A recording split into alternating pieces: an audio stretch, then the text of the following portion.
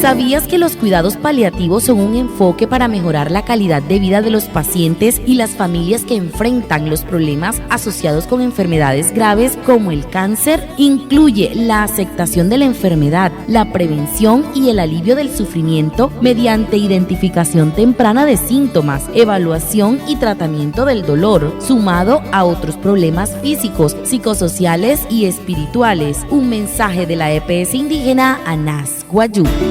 Ai mahnaka untung wan wayu mayeng pania punai mahna chine nah na cha pitch ba hei has men wayu he anas nai na push kana na wayu kana snai hes kamun ne rei na muria ne rei wan na push mayeng ni surya hanta hantara wanure cancer manaka ma watta sari wanure mayeng kara tung wayu muria kara tung sang wayu hai mahira hanari rapa herut kapa kasari aring hanai surya hanta han wan mayuri snai hiruk nei hip se push waya no le rayuri hikirup no le rayuri tapa hirahapa hireher pa wane wairu hukua mahal.